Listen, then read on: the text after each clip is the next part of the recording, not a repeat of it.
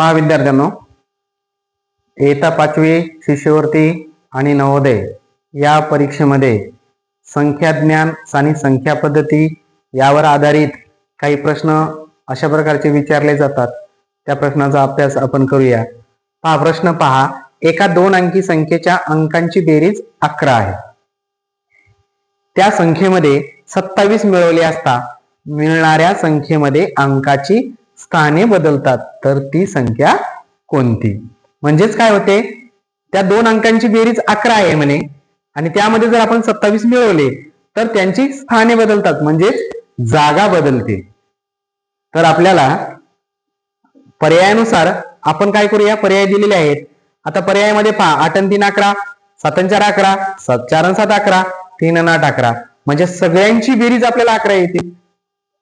पण म्हटलं काय आपल्याला, 27 मिळवलेस या संख्यांमध्ये तर त्यांची जागा बदलते. म्हणजेच काय होते, एकक स्थानचा अंक दशकला जातो आणि दशक स्थानचा अंक एकक स्थानी येतो.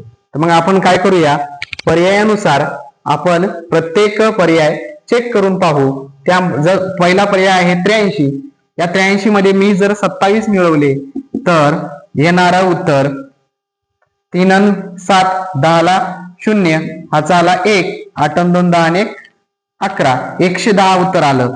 83 च अपेक्षित होतं आपल्याला 38 येईल, परंतु मुळात हीच संख्या मोठी असल्यामुळं तो पर्याय आपला बरोबर येणार नाही. दुसरा पर्याय पाहूया, 27. 74 मध्ये 27 मिळवले. हा पर्याय देखील पहिल्या क्षणीच आपल्याला चुकीचा वाटतो, कारण 74 ची जागा बदलून संख्या किती यायला पाहिजे, 47. ती येणारच नाही, बरोबर. तिसरा पर्याय पाहूया, 47 मध्ये 27 जर मिळवले तर 7 आणि 7 14 ला 4, हाचा आला 1, 4 आणि 2 6, 6 आणि 1 7. पहा या ठिकाणी मला या पर्यायामध्ये 47 होते. 47 मध्ये मी 27 मिळवले तर आलेलं उत्तर 74 आहे.